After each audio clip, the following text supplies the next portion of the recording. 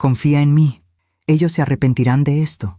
Esas fueron las primeras palabras que escuché de Richard Grant, aquel hombre de traje gris que cambiaría mi vida para siempre. Pero antes de hablarles de él, necesito que entiendan cómo llegué hasta ese momento, hasta ese instante en que mi mundo se derrumbó en medio de un aeropuerto extranjero. Me llamo María Dolores Almazán.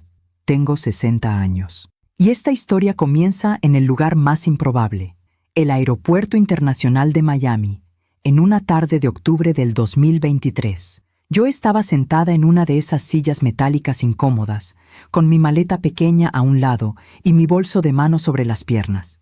Acababa de pasar 2 semanas visitando a mis hijos en Estados Unidos. Tomás, mi hijo mayor, vivía en un condominio elegante en Coral Gables. Paloma, mi hija menor, tenía un apartamento moderno en Brickell. Ambos me habían invitado con tanto entusiasmo que yo, ingenua, pensé que realmente querían pasar tiempo conmigo. Qué equivocada estaba. La visita había sido tensa. Tomás apenas me dirigía la palabra. Paloma siempre estaba ocupada con su teléfono. Las comidas eran silenciosas. Yo intentaba conversar, preguntar por sus vidas, pero recibía respuestas cortantes, miradas de fastidio. Me sentía como una intrusa en sus vidas perfectas. Esa mañana, mientras yo terminaba de empacar en la habitación de huéspedes de Tomás, escuché voces en la sala. Me acerqué despacio y los vi a los dos, mi hijo y mi hija, hablando en voz baja pero firme. «No podemos seguir manteniendo esta farsa», decía Paloma. «Ella espera que la tratemos como si todo estuviera bien, como si no recordáramos todo lo que nos hizo». «Lo sé», respondió Tomás, «pero ya está aquí. Solo faltan unas horas para que se vaya». «Unas horas de más», murmuró Paloma con desprecio. Sentí que el piso se movía bajo mis pies. ¿Qué era lo que yo les había hecho? Había trabajado toda mi vida para darles educación, comida, un techo. Había renunciado a mis sueños para que ellos cumplieran los suyos. ¿Y ahora, esto? No dije nada. Regresé a la habitación y terminé de empacar con lágrimas silenciosas rodando por mis mejillas. Tomás me llevó al aeropuerto. El viaje fue silencioso. Ni siquiera encendió la radio. Cuando llegamos a la terminal internacional, bajó mi maleta del auto y me la entregó sin mirarme a los ojos. «Buen viaje, mamá», dijo con una voz plana, vacía. Yo quise abrazarlo, pero él ya estaba subiendo de nuevo al auto. Me quedé ahí parada, viendo cómo se alejaba. Entonces respiré hondo y entré al aeropuerto. «Pronto estaré en casa», me dije. «Pronto todo esto quedará atrás». Llegué al mostrador de la aerolínea y entregué mi pasaporte. La empleada lo revisó, tecleó en su computadora y frunció el ceño. «Señora Almazán, hay un problema con su reserva». «¿Un problema?», pregunté, sintiendo que mi corazón empezaba a acelerarse. «Su vuelo ha sido cancelado». «¿Cancelado? Pero, ¿cómo? Yo tengo mi boleto confirmado desde hace semanas». La empleada tecleó de nuevo. «Según el sistema, la cancelación se realizó hace 1 hora, desde un dispositivo móvil registrado a nombre de Tomás Almazán». El mundo se detuvo. Tomás, mi hijo, había cancelado mi vuelo. «Debe ser un error», susurré, aunque sabía que no lo era. «Lo siento, señora, no puedo hacer nada. Si desea comprar un nuevo boleto». «Sí, por favor. ¿Cuánto cuesta?» $800. $800. Yo no tenía $800. Apenas había traído lo suficiente para algunos gastos menores durante la visita. Busqué en mi bolso, revisé cada compartimento, y entonces me di cuenta. Mi cartera no estaba, tampoco mi teléfono. Los había dejado en la habitación de huéspedes de Tomás. No, espera, yo los había guardado. Estaba segura, pero ahora no estaban. Sentí que me faltaba el aire. Estaba en un país extranjero, sin dinero, sin teléfono, sin forma de regresar a casa, y mis propios hijos me habían dejado así. «Señora, ¿se encuentra bien?», preguntó la empleada. No pude responder, solo negué con la cabeza y me alejé del mostrador arrastrando mi maleta.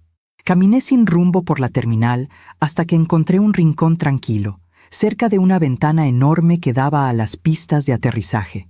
Me senté en el suelo, abrazando mis rodillas, tratando de no llorar en público.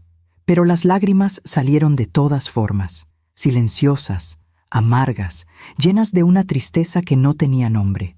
¿Cómo pudieron hacerme esto? Pensaba una y otra vez. ¿Qué hice para merecer esto? No sé cuánto tiempo pasé ahí. Tal vez fueron minutos. Tal vez fue una hora. La gente pasaba a mi lado sin verme realmente. Yo era invisible. Una mujer de 60 años, sola y rota, en medio de una multitud indiferente. Y entonces escuché una voz. «Disculpe, señora, ¿se encuentra bien?» Levanté la vista.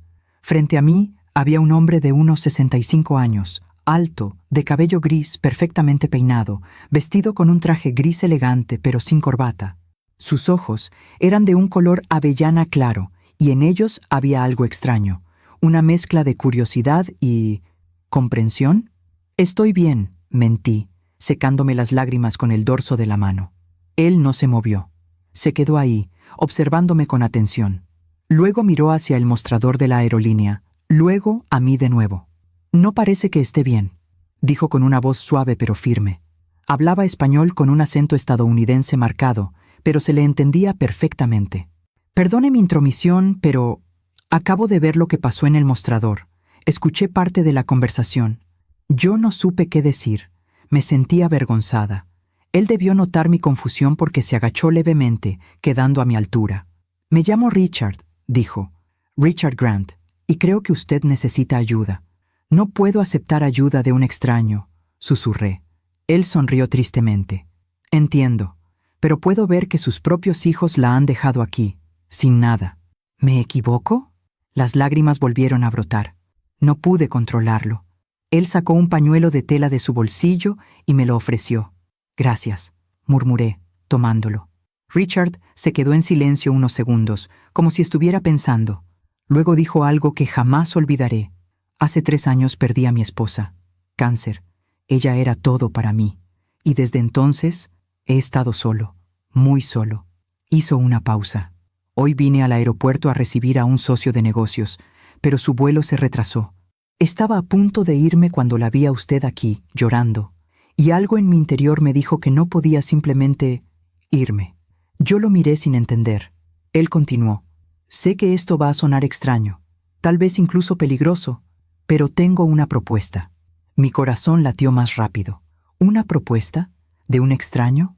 Richard se inclinó un poco más cerca y bajó la voz. «Finja que usted es mi esposa. Mi chofer está llegando en unos minutos. Venga conmigo a mi casa. Descanse, piense. Y mañana, si quiere, yo le compro un boleto de regreso a México sin ningún compromiso». Yo me quedé helada.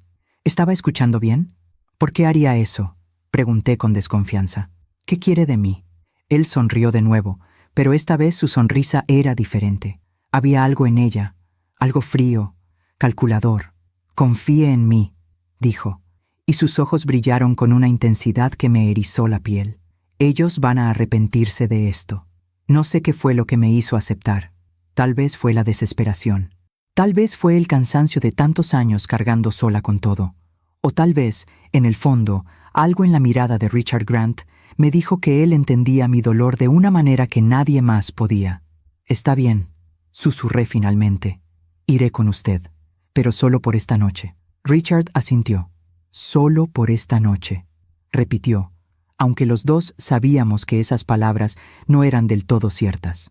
15 minutos después, un Mercedes negro se detuvo frente a la entrada del aeropuerto.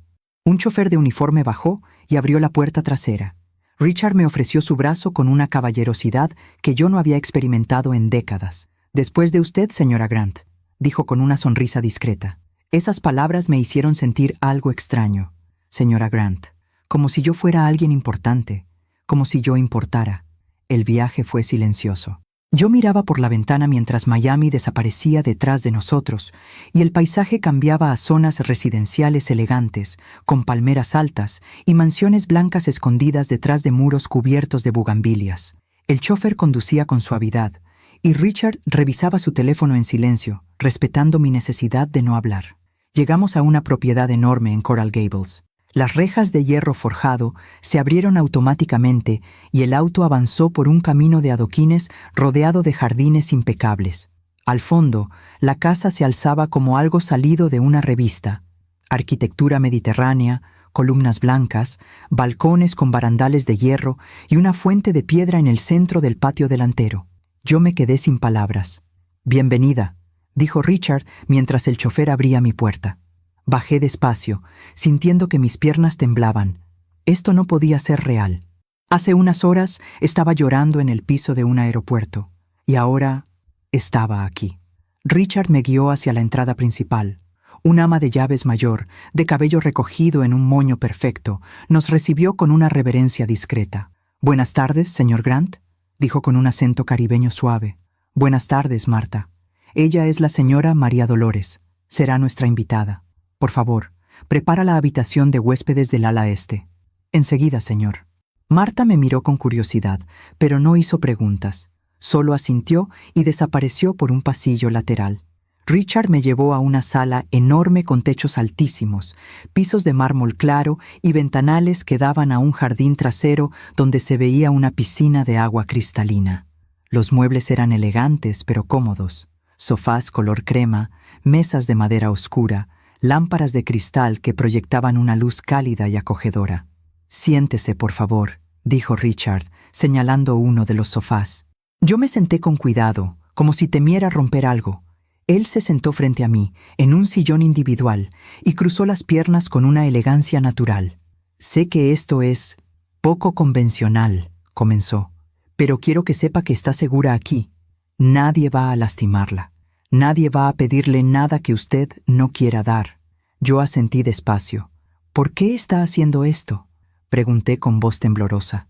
«Ni siquiera me conoce». Richard sonrió tristemente. «Es verdad, no la conozco, pero reconozco el dolor cuando lo veo. Y el suyo es idéntico al que yo he sentido estos últimos años». Se puso de pie y caminó hacia una repisa donde había varias fotografías enmarcadas. Tomó una y me la mostró. En ella aparecía una mujer hermosa de cabello rubio, sonriendo frente a un mar turquesa. Junto a ella estaba un Richard más joven, abrazándola con una ternura que se podía sentir incluso a través del cristal del portarretratos. «Ella era Catherine», dijo con voz suave. «Mi esposa. Estuvimos casados 38 años. Murió en diciembre de 2020. Cáncer de páncreas. Yo sentí un nudo en la garganta. Lo siento mucho». «Gracias», dijo él, devolviendo la fotografía a su lugar. Los primeros meses después de su muerte fueron insoportables. Esta casa, tan grande, tan vacía, solo yo, Marta y el chofer, y un silencio que me estaba volviendo loco. Hizo una pausa, como si estuviera reviviendo esos días oscuros. Intenté llenar el vacío con trabajo. Tengo una empresa de bienes raíces, inversiones en varios países, pero el dinero no llena nada. Las reuniones, los contratos, los viajes de negocios, todo se sentía hueco. Yo lo escuchaba en silencio, sintiendo una conexión extraña con este hombre que apenas conocía. «Y hoy», continuó Richard, «cuando la vi a usted en ese aeropuerto, llorando sola, vi a Catherine. No físicamente, por supuesto, pero vi ese mismo dolor, esa misma soledad, y algo en mí me dijo que no podía dejarla ahí». Sus palabras me llegaron hondo, porque yo también había estado sola. Incluso cuando mis hijos aún vivían conmigo en México, yo ya estaba sola. Richard se sentó de nuevo. «No espero que me entienda. Ni siquiera espero que confíe en mí todavía. Solo le pido que descanse esta noche. Mañana hablaremos con calma». Yo asentí, sin saber qué más decir. Marta regresó unos minutos después y me llevó a la habitación de huéspedes. Era más grande que toda mi casa en México. Una cama king size con sábanas blancas impecables, un balcón privado con vista al jardín, un baño de mármol con una tina enorme. Sobre la cama había un camisón de seda y una bata suave. «Si necesita algo, señora, hay un timbre junto a la cama», dijo Marta con amabilidad. «Gracias», susurré. Cuando Marta se fue, yo me quedé parada en medio de esa habitación lujosa, sin saber si reír o llorar. Hace 12 horas estaba en la casa de mi hijo, sintiéndome como una carga. Ahora estaba aquí, en una mansión, siendo tratada como una reina. Me acerqué al balcón y abrí las puertas. El aire nocturno de Miami entró con una brisa tibia que olía a jazmín. Las luces del jardín iluminaban las palmeras y la piscina. Todo era tan hermoso, tan irreal. Y entonces, por primera vez en años, permití sentir algo que había enterrado muy hondo: esperanza. Tal vez, solo tal vez, la vida aún tenía algo bueno reservado para mí. Esa noche dormí profundamente. Fue el primer sueño reparador que tuve en meses. No hubo pesadillas, no hubo angustia, solo un silencio cálido y reconfortante. A la mañana siguiente, desperté con el canto de los pájaros. Me levanté despacio, aún sintiendo la suavidad de las sábanas bajo mis dedos. Me bañé en esa tina enorme, con agua caliente que relajó cada músculo tenso de mi cuerpo. Cuando bajé al comedor, encontré a Richard sentado frente a una mesa larga, leyendo el periódico. Al verme, se puso de pie. «Buenos días, María Dolores. ¿Descansó bien?» «Sí», respondí con sinceridad. «Hace años que no dormía así». Él sonrió. «Me alegra escuchar eso. Marta preparó desayuno. Espero que tenga hambre». Y vaya que tenía hambre. Marta había preparado un festín. Huevos revueltos, tocino, frutas frescas, pan recién horneado, jugo de naranja natural, café aromático. Yo comí despacio, saboreando cada bocado. Richard me observaba con atención. «María Dolores, tengo una pregunta. Si no le molesta responder». «Dígame», dije, limpiándome los labios con una servilleta de tela bordada. «¿Qué pasó realmente con sus hijos?» Yo bajé la mirada. Las lágrimas amenazaron con regresar, pero las contuve. Respiré hondo. «No lo sé», admití con voz quebrada. «Durante años creí que teníamos una buena relación. Yo trabajé toda mi vida para darles todo. Su padre murió cuando ellos eran pequeños, un accidente de tránsito. Quedé viuda a los 32 años, con 2 niños y sin un solo peso en el banco». Richard escuchaba sin interrumpir. «Trabajé de todo. Limpiaba casas, vendía comida en la calle, cosía ropa para las vecinas. Nunca les faltó nada. Los mandé a buenas escuelas. Tomás estudió administración de empresas. Paloma estudió mercadotecnia. Los 2 se fueron a vivir a Estados Unidos hace 10 años. Consiguieron buenos trabajos, se casaron, formaron sus vidas. Hice una pausa, sintiendo el peso de los recuerdos. Yo me quedé en México, sola, esperando sus llamadas que cada vez eran más escasas, sus visitas que nunca llegaban. Y cuando finalmente me invitaron a visitarlos, yo pensé que querían reconectar, que me extrañaban. Mi voz se quebró. Pero no fue así. Durante toda la visita me trataron como una extraña, como si yo fuera una carga. Y ayer descubrí que todo fue planeado. Cancelar mi vuelo, dejarme sin teléfono, sin dinero, como si quisieran deshacerse de mí. Richard cerró los ojos con pesar. «Lo siento mucho, María Dolores». «Yo también», susurré, «porque ahora entiendo que para ellos yo ya no existo». El silencio que siguió fue profundo. Richard se levantó y caminó hacia la ventana. Permaneció ahí unos segundos, mirando el jardín. Luego se volvió hacia mí. «¿Sabe qué? Creo que el destino nos juntó por una razón». Yo lo miré con curiosidad. «Tengo una propuesta», dijo. «Y sé que va a sonar loca, pero escúcheme hasta el final». Mi corazón empezó a latir más rápido. Richard se acercó y se sentó de nuevo frente a mí. «Quédese aquí. No solo esta noche. Quédese. El tiempo que necesite. Esta casa es demasiado grande para mí solo. Y usted necesita un lugar donde sanar». Yo negué con la cabeza. «No puedo aceptar eso. Sería abusar de su generosidad». «No sería abuso», dijo él con firmeza. «Sería compañía. Yo estoy cansado de estar solo, y usted merece ser tratada con dignidad». Yo no supe qué responder. Era demasiado, todo era demasiado. Pero en el fondo, una parte de mí quería quedarse. Quería, aunque fuera por unos días, sentir que alguien me valoraba. «Lo pensaré», dije finalmente. Richard asintió con una sonrisa. «Es todo lo que pido». Esa tarde, él tuvo que salir a una reunión de negocios. Yo me quedé en la casa, explorando los jardines, sentándome junto a la piscina, leyendo un libro que encontré en la biblioteca. Y por primera vez en mucho tiempo, me sentí en paz. Pero lo que yo no sabía era que esa paz era solo el comienzo de algo mucho más grande, algo que cambiaría mi vida para siempre. Los primeros días en la casa de Richard fueron como vivir en un sueño. Me despertaba cada mañana en esa habitación enorme, con las cortinas blancas moviéndose suavemente por la brisa del balcón. Desayunaba con él en el comedor. Conversaciones tranquilas sobre libros, música, recuerdos de tiempos mejores. Él era un hombre culto, educado, con un sentido del humor sutil que me hacía sonreír. Marta me trataba con un respeto que yo no había sentido en años. Me preguntaba qué quería comer, si necesitaba algo, si la temperatura de la habitación era adecuada. Pequeños detalles que me hacían sentir vista. Pasaron 5 días. Yo sabía que debía regresar a México, pero cada vez que pensaba en volver a mi casa vacía, a esas 4 paredes llenas de silencio, algo dentro de mí se resistía. Una tarde, mientras tomábamos café en el jardín, Richard me miró con esa intensidad que ya empezaba a conocer. «María Dolores, ¿puedo hacerle una pregunta personal?» «Claro», respondí, sintiendo una ligera tensión. «¿Ha intentado contactar a sus hijos?» Yo bajé la mirada hacia mi taza. «No, no tengo teléfono. Y aunque lo tuviera, ¿para qué? Ellos dejaron muy claro lo que piensan de mí». Richard asintió despacio. «Entiendo. Pero, ¿no le gustaría saber por qué lo hicieron? ¿No le gustaría confrontarlos?» «¿Para qué?», pregunté con amargura. ¿Para escuchar más mentiras? ¿Para que me digan que soy una carga, una molestia? No, Richard, ya no tengo fuerzas para eso». Él se inclinó hacia adelante.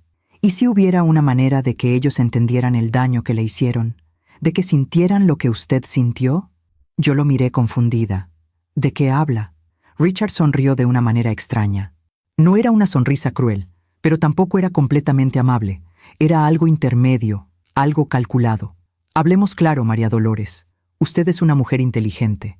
Debe haber notado que yo no la invité a mi casa solo por compasión». Mi corazón empezó a latir más rápido. «¿Qué quiere decir?» Él suspiró y se recostó en su silla. «Tengo 67 años. Hace 3 años que Catherine murió. Y hace 6 meses recibí un diagnóstico». El mundo pareció detenerse. «¿Un diagnóstico?», repetí con voz temblorosa. Richard asintió. «Cáncer de pulmón, etapa avanzada. Los médicos me dieron entre 1 y 3 años de vida, tal vez menos. Sentí que el aire me faltaba». «Richard, lo siento tanto». Él levantó la mano. «No necesito condolencias. Ya pasé por esa etapa. Negación, ira, aceptación, todo eso. Ahora solo quiero vivir lo que me queda de vida con dignidad. Y no quiero hacerlo solo». Yo no sabía qué decir. Richard continuó. «Catherine y yo no tuvimos hijos. Ella no podía. Intentamos adoptar, pero en aquel entonces los procesos eran complicados. Así que toda mi vida construí un imperio de bienes raíces, inversiones, propiedades en 5 países. ¿Pero para qué? ¿Para dejarlo todo a fundaciones que ni siquiera conocen mi nombre?» Hizo una pausa. «O peor aún, para que mis sobrinos, que solo me buscan cuando necesitan dinero, se lo repartan como buitres». Yo entendí hacia dónde iba esto, pero no quise creerlo. «Cuando la vi en ese aeropuerto», dijo Richard con voz suave, «vi una oportunidad, no solo para ayudarla a usted, sino para ayudarme a mí mismo». «¿Qué me está proponiendo exactamente?», pregunté, sintiendo un temblor en mi voz. Richard se levantó y caminó hacia mí. Se arrodilló frente a mi silla, tomando mis manos entre las suyas. Sus ojos avellana me miraron con una mezcla de esperanza y tristeza. «Cásese conmigo, María Dolores». Yo me quedé paralizada. ¿Había escuchado bien? «No es una propuesta romántica», aclaró rápidamente. «No le estoy pidiendo que me ame. Solo le estoy pidiendo que sea mi compañera en esta última etapa, que esté conmigo en mis últimos meses, que esta casa no se sienta tan vacía». Yo retiré mis manos, sintiendo que todo esto era demasiado.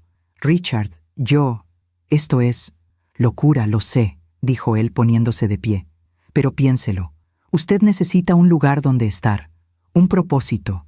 Y yo necesito a alguien que me vea como un ser humano, no como un moribundo, alguien que me acompañe sin lástima». Hizo una pausa.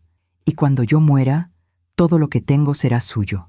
Esta casa, las propiedades, las cuentas bancarias, todo». Yo me levanté bruscamente. «¿Me está comprando?» «No», dijo Richard con firmeza.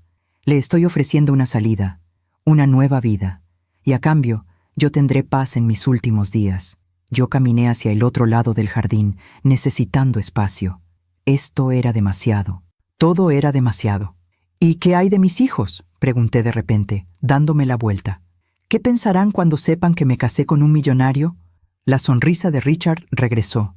Esa sonrisa calculada. «Exactamente», dijo. Imagínese sus caras cuando descubran que la mujer que abandonaron en un aeropuerto ahora es la esposa de un multimillonario. Imagínese cuando intenten contactarla, pedir perdón, pedir ayuda, y usted tenga el poder de decir que no. Algo en mi interior se removió. No era venganza, no exactamente, era justicia. Piénselo, insistió Richard. No me dé una respuesta ahora. Tómese unos días, una semana, el tiempo que necesite, pero sepa que esta oferta es genuina y que yo realmente necesito esto. Yo asentí despacio, sin poder procesar todo lo que acababa de escuchar. Esa noche no pude dormir. Me quedé despierta en la cama, mirando el techo, pensando en todo. En mis hijos, en mi vida en México, en este hombre enfermo que me estaba ofreciendo una salida que jamás imaginé. ¿Era correcto? ¿Era moral? ¿O era simplemente una anciana desesperada aferrándose a cualquier tabla en medio del naufragio? No lo sabía. Pero algo me quedó claro esa noche. Ya no quería regresar a ser la María Dolores que lloraba en el piso de un aeropuerto. Ya no quería ser invisible. Pasaron 3 días. Richard no volvió a mencionar el tema. Seguíamos desayunando juntos, conversando, compartiendo silencios cómodos. Pero yo sabía que él estaba esperando mi respuesta. Una mañana, mientras tomábamos café, él tosió. Fue una tos seca, prolongada, que lo obligó a llevarse la mano al pecho. Cuando la apartó, vi una pequeña mancha de sangre en su pañuelo de tela. El mismo pañuelo que me había dado en el aeropuerto. Él lo guardó rápidamente, tratando de disimular, pero yo ya lo había visto. ¿Está tomando sus medicamentos?, pregunté con suavidad. Él me miró sorprendido. Sí, pero ya no hacen mucho efecto. Yo sentí una punzada en el pecho. Este hombre, con todo su dinero, con toda su elegancia, estaba muriendo y estaba solo. Richard, dije con voz firme, acepto. Él levantó la vista. ¿Acepta qué? Acepto casarme con usted. Acepto acompañarlo, no por el dinero, sino porque nadie merece morir solo. Richard cerró los ojos, y por primera vez desde que lo conocí, vi una lágrima rodar por su mejilla. Gracias, susurró. Gracias, María Dolores. Nos casamos una semana después. Fue una ceremonia pequeña, íntima, en el jardín de la casa. Solo estuvimos nosotros dos, Marta, el chofer, y un juez de paz que Richard conocía. No hubo vestido blanco, no hubo música, solo votos sencillos y un anillo de oro que él deslizó en mi dedo con manos temblorosas. Prometo cuidarte, le dije cuando me tocó hablar. Prometo dejarte libre cuando ya no esté, respondió él con una sonrisa triste. Y así, a mis 60 años, me convertí en la señora María Dolores Almazán de Grant. Esa noche, mientras cenábamos solos en el comedor, Richard levantó su copa de vino. Por nuevos comienzos, dijo. Por nuevos comienzos, repetí, brindando con él. Pero en el fondo de mi mente, una pregunta seguía resonando. ¿Qué dirían Tomás y Paloma cuando se enteraran? Y lo más importante, ¿me importaba? La respuesta, descubrí, era no. Ya no me importaba. Por primera vez en mi vida, yo era la dueña de mi propio destino. Y esa sensación era embriagadora. Pero lo que yo no sabía era que esa decisión desataría una cadena de eventos que cambiaría todo, absolutamente todo. Los primeros meses como esposa de Richard Grant fueron extraños, no por él, sino por mí misma. Me costaba aceptar que esta nueva vida era real. A veces me despertaba en la madrugada y caminaba descalza por la casa, tocando las paredes de mármol, los muebles de madera fina, solo para asegurarme de que no estaba soñando. Richard era un hombre de rutinas. Desayunábamos a las 8 de la mañana. Él leía el periódico mientras yo tomaba mi café mirando el jardín. Luego él se retiraba a su oficina en el segundo piso para atender llamadas de negocios, revisar contratos, supervisar sus inversiones. Yo, por mi parte, empecé a tomar clases de inglés con un profesor que Richard contrató. Quería entender mejor este país que ahora era mi hogar. Marta me enseñó a manejar algunos aspectos de la casa. ¿Cómo funcionaba el sistema de seguridad? ¿Dónde estaban las llaves de repuesto? ¿Qué días venía el jardinero? Me trataba con respeto, pero también con cariño, como si entendiera que yo necesitaba sentirme útil. Señora Grant, me decía, usted no tiene que ayudarme en la cocina, para eso estoy yo. Lo sé, Marta, respondía yo, pero necesito hacer algo con mis manos. Toda mi vida he trabajado. No puedo simplemente estar sentada. Ella sonreía y me dejaba ayudarla a cortar verduras, preparar salsas, hornear pan. Esos momentos me traían paz. Richard notaba mi inquietud. Una tarde de noviembre, mientras caminábamos por el jardín, me dijo: «María Dolores, sé que esto no es fácil para ti. Pasar de una vida de trabajo constante a una vida de comodidad». «No es eso», respondí. «Es solo que me siento como una impostora, como si en cualquier momento alguien fuera a descubrir que no pertenezco a este mundo». Él se detuvo y me tomó de las manos. «Escúchame bien. Tú no eres una impostora, eres mi esposa, y este es tu hogar tanto como es el mío». Yo asentí, pero en el fondo, la sensación de no pertenecer seguía ahí. Pasaron las semanas. Diciembre llegó con una brisa más fresca. Richard decoró la casa para Navidad, no con ostentación, sino con elegancia. Luces blancas en los árboles del jardín, una corona de pino natural en la puerta principal, un árbol de Navidad en la sala con adornos dorados y plateados. Catherine amaba la Navidad, me dijo mientras colgaba una esfera antigua en el árbol. Cada año compraba un adorno nuevo. Señaló una pequeña campana de cristal, fue el último que compró, 2 semanas antes de morir. Yo toqué la campana con cuidado. Sonó con un tintineo suave, delicado. «Era una mujer especial», dije. «Lo era», respondió Richard con tristeza. «Y sé que nunca podré reemplazarla. Pero tú me has dado algo que pensé que ya no tendría». «¿Qué cosa?», pregunté. «Compañía sin expectativas, conversación sin mentiras, paz». Esas palabras me llegaron hondo, porque yo también sentía lo mismo. Con Richard no tenía que fingir ser fuerte, no tenía que cargar con el peso de las expectativas de nadie. Podía simplemente ser. Una mañana de mediados de diciembre, yo estaba en la cocina ayudando a Marta a preparar tamales. Era algo que me recordaba a México, a las Navidades de mi infancia. Richard entró cargando una caja pequeña envuelta en papel dorado. «Para ti», dijo, extendiéndome la caja. «¿Qué es?», pregunté, secándome las manos en el delantal. «Un regalo de Navidad adelantado. Ábrelo». Yo abrí la caja con cuidado. Dentro había un teléfono celular nuevo, de última generación. «Richard, esto es demasiado...» «No», interrumpió. «Es necesario. Has estado aquí casi 2 meses y no has podido contactar a nadie en México. Tus amigas, tus vecinos, ellos deben estar preocupados». Tenía razón. Yo había dejado México sin avisar, sin despedirme, sin explicaciones. «Gracias», susurré, abrazando el teléfono contra mi pecho. Esa noche me senté en mi habitación con el teléfono en las manos. Richard ya me había configurado todo. Solo tenía que encenderlo y marcar. Llamé a mi vecina, doña Refugio, una mujer de 70 años que vivía en la casa de al lado en México. Ella respondió al tercer timbrazo. «¿Bueno?», dijo con su voz rasposa. «Doña Refugio, soy yo, María Dolores». Hubo un silencio. Luego un grito. «María Dolores, Dios mío, ¿dónde estás? Llevamos semanas buscándote. Tu casa está cerrada, nadie sabía nada. Hasta pensé que te había pasado algo terrible». Yo sentí una punzada de culpa. «Lo siento, doña Refugio. Es que todo pasó muy rápido. Fui a visitar a mis hijos a Estados Unidos y decidí quedarme un tiempo más». «¿Quedarte? ¿Allá con tus hijos?». Había sorpresa en su voz. «Algo así», mentí. «Estoy bien. Solo quería avisarle que estoy bien». «Gracias a Dios, hija. Ya me tenías con el pendiente. Bueno, cuídate mucho. Y avísame cuando regreses». «Lo haré», prometí, aunque sabía que no regresaría. No pronto, al menos. Colgué y me quedé mirando el teléfono. Tenía el número de Tomás, el número de Paloma. Podía llamarlos. Podía decirles dónde estaba. Podía, pero no lo hice. No quería escuchar sus voces. No quería sus excusas. No quería su desprecio. Así que guardé el teléfono en el cajón de la mesa de noche y traté de dormir. A veces confiamos demasiado en quienes no debemos. ¿Tú también te has decepcionado de alguien que amabas?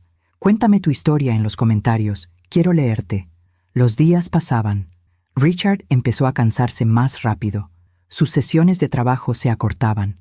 Algunas tardes lo encontraba dormido en su oficina, con la cabeza recostada sobre el escritorio. Yo entraba despacio, lo cubría con una manta y me quedaba sentada en el sillón cercano, leyendo un libro en silencio, solo para que no se sintiera solo cuando despertara. Una noche de finales de diciembre, durante la cena, Richard tosió de nuevo. Esta vez fue peor. La tos lo dobló sobre sí mismo, luchando por respirar. Corrí hacia él, sosteniéndolo por los hombros. «Estoy bien», jadeó cuando finalmente pudo hablar. «Solo necesito un momento». Pero no estaba bien. Yo lo sabía. Y él también. «¿Cuándo fue tu última cita con el doctor?», pregunté. «Hace 2 semanas», admitió. «Me dijo que el tratamiento ya no está funcionando, que debo prepararme». «¿Prepararte para qué?». Él me miró con esos ojos avellana que ahora parecían más cansados, más tristes. «Para el final». Yo sentí que el piso se movía bajo mis pies. Sabía que este día llegaría. Sabía desde el principio que Richard estaba enfermo, pero escucharlo decir esas palabras tan directamente me golpeó de una manera que no esperaba. «¿Cuánto tiempo?», pregunté con voz temblorosa. 6 meses, tal vez menos, tal vez 1 año si tengo suerte. Yo me dejé caer en la silla frente a él. «Richard, no llores», dijo suavemente. «Por favor, no llores. Ya tuve suficiente de lágrimas con Catherine. Contigo quiero que todo sea diferente». «¿Cómo puedo no llorar?», susurré. «Ya te tomé cariño. Ya eres importante para mí». Él sonrió. «Y tú para mí. Por eso necesito pedirte algo». «Lo que sea», dije sin dudar. «Cuando llegue el momento, cuando yo ya no pueda valerme por mí mismo, no me lleves a un hospital. Quiero morir aquí, en mi casa, en mi cama, con dignidad». Yo asentí, aunque cada palabra me partía el corazón. «Te lo prometo», dije. Richard extendió su mano y yo la tomé. Permanecimos así, en silencio, mientras las velas de la mesa proyectaban sombras danzantes en las paredes. Pasó la Navidad. Fue tranquila, solo nosotros 2. Richard me regaló un collar de perlas que había pertenecido a su madre. Yo le regalé un suéter tejido que había hecho con mis propias manos, trabajando en secreto durante las tardes mientras él dormía. «Es perfecto», dijo cuando lo desenvolvió. Nadie me había tejido nada en toda mi vida. Se lo puso de inmediato, a pesar de que hacía calor, y lo usó todos los días desde entonces. Llegó el año nuevo, 2024. Richard y yo brindamos con champán sin alcohol, viendo los fuegos artificiales desde el balcón de su habitación. «Por el tiempo que nos queda», dijo él. «Por el tiempo que nos queda», repetí. Enero transcurrió en una especie de tregua. Richard tuvo días buenos y días malos. En los días buenos, caminábamos por el jardín, leíamos juntos, veíamos películas antiguas que él amaba. En los días malos, yo me quedaba a su lado, sosteniéndole la mano, leyéndole en voz alta, ayudándole a tomar sus medicamentos. Marta me enseñó a preparar los alimentos blandos que él ahora necesitaba. Sopas cremosas, purés suaves, jugos naturales. Poco a poco, yo me convertí en su cuidadora principal, y extrañamente, no me molestaba. Todo lo contrario. Sentía que finalmente tenía un propósito. Una tarde de febrero, mientras yo le daba de comer una sopa de verduras, Richard me dijo: «María Dolores, necesito que sepas algo». «Dime», respondí, limpiándole la comisura de los labios con una servilleta. «Ya hice todos los arreglos legales. Mi abogado tiene instrucciones claras. Cuando yo muera, todo pasa a tu nombre. La casa, las propiedades, las cuentas bancarias, las inversiones, todo. Richard, no tienes que...».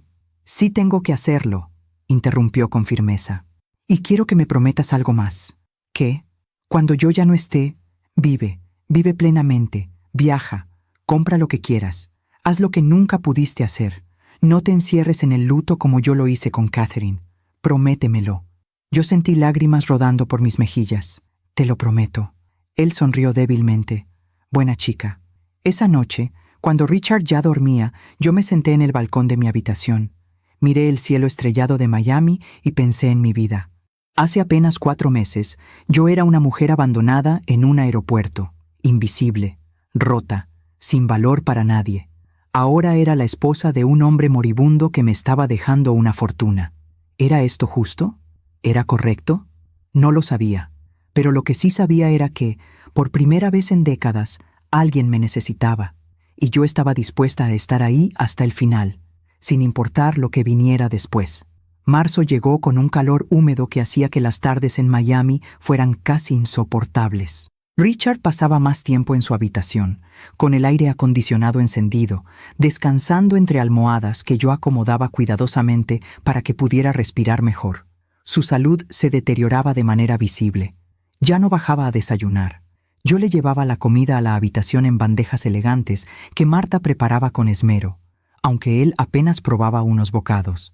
Su apetito había desaparecido casi por completo.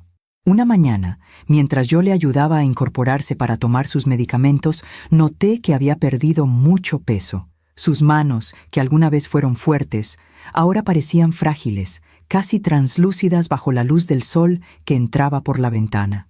«Estás pensando demasiado», dijo él con una sonrisa débil.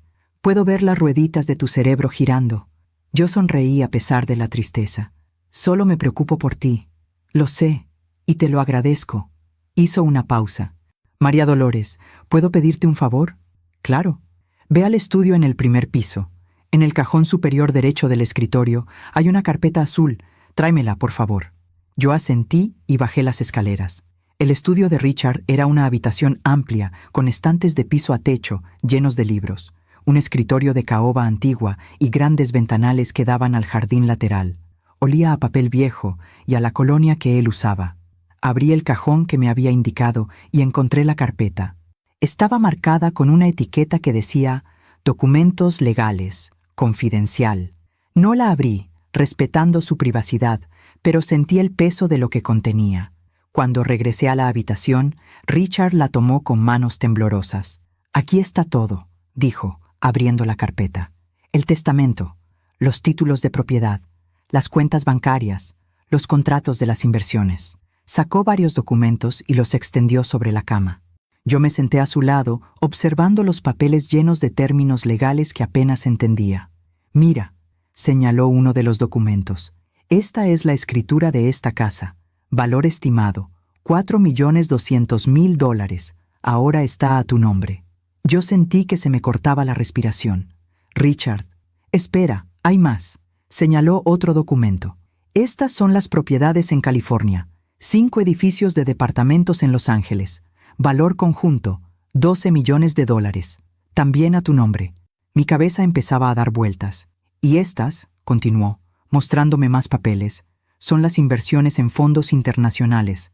Aproximadamente $8 millones distribuidos en diferentes portafolios».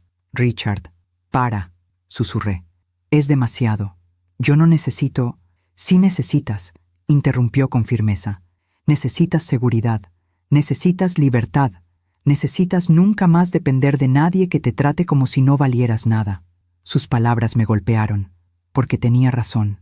«Todo esto», dijo, cerrando la carpeta, «es tuyo, legalmente. Mi abogado, el señor Morrison, tiene copias de todo. Cuando yo muera, solo tienes que llamarlo y él se encargará de los trámites». Yo tomé su mano. «No quiero hablar de cuando mueras, pero tenemos que hacerlo», dijo suavemente, «porque ese día va a llegar y quiero que estés preparada». Permanecimos en silencio unos momentos. Luego Richard dijo algo que me sorprendió. «¿Nunca has sentido curiosidad por saber de tus hijos?» Yo me tensé. «No». «Mentirosa», dijo con una sonrisa triste. «Puedo verlo en tus ojos.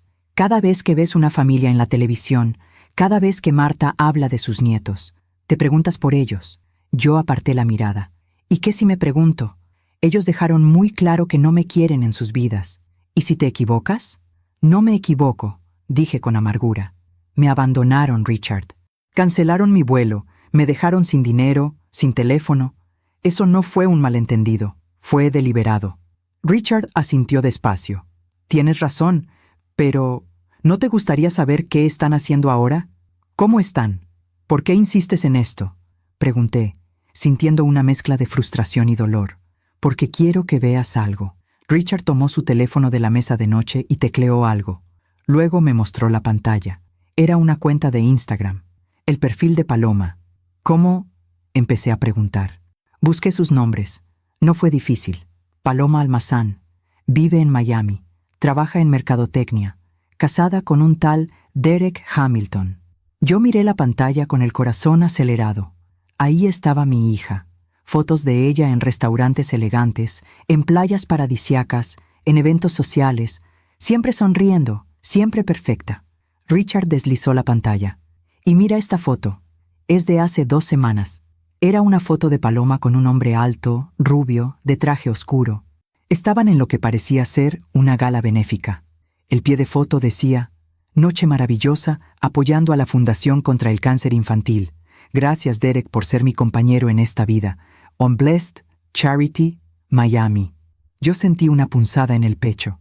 Mi hija organizaba eventos benéficos mientras su propia madre había estado abandonada en un aeropuerto. Y ahora mira esta, dijo Richard, mostrándome otra foto. Era de Tomás. Estaba en un campo de golf con otros hombres, todos vestidos con ropa deportiva cara. El pie de foto decía: cerrando negocios en el green. Así se hace, caballeros. Your business, your beers, golf. Success, your keys, Coral Gables. Mi hijo, el hombre que me había dejado plantada, estaba disfrutando de su vida perfecta como si yo nunca hubiera existido. ¿Ves?, dijo Richard suavemente. Ellos están bien, mejor que bien. No te extrañan, no te buscan. Siguen con sus vidas como si tú nunca hubieras formado parte de ellas. Yo le devolví el teléfono sintiendo náuseas. ¿Por qué me muestras esto? ¿Para lastimarme más? No, dijo Richard. Para que te des cuenta de que tomaste la decisión correcta. Para que no sientas culpa. Para que sepas que cuando ellos se enteren de lo que ahora tienes, va a ser demasiado tarde. Yo lo miré confundida. ¿Qué quieres decir con cuando se enteren? Richard sonrió de esa manera calculada que yo ya conocía. Estoy pensando en hacer una donación pública, a alguna fundación importante, y en la ceremonia presentarte como mi esposa, María Dolores Almazán de Grant, heredera de mi fortuna. Mi corazón dio un vuelco. Richard, no.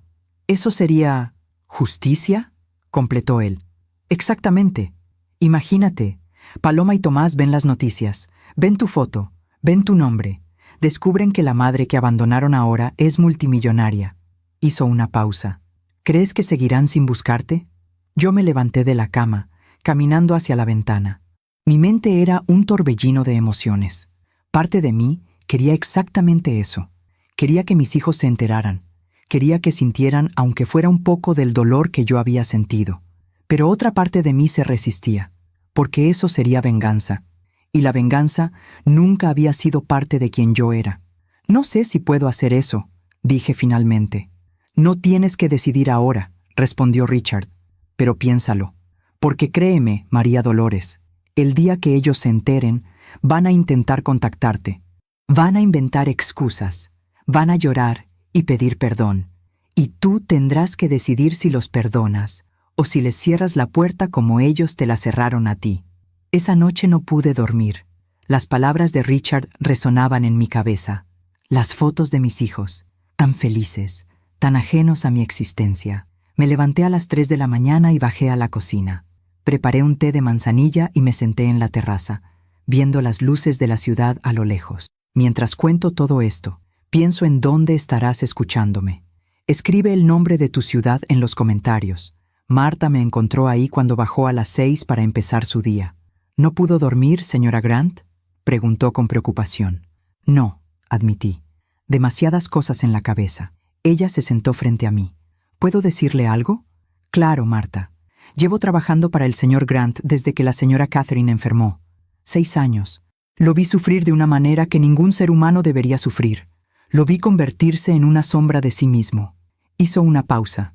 Pero desde que usted llegó, lo he visto sonreír de nuevo, despertar con ganas de vivir un día más. Usted le devolvió algo que pensó que había perdido para siempre. Yo sentí lágrimas en los ojos. ¿Y qué fue eso? Esperanza, dijo Marta simplemente. Le devolvió la esperanza de que la vida todavía podía ser buena, incluso al final.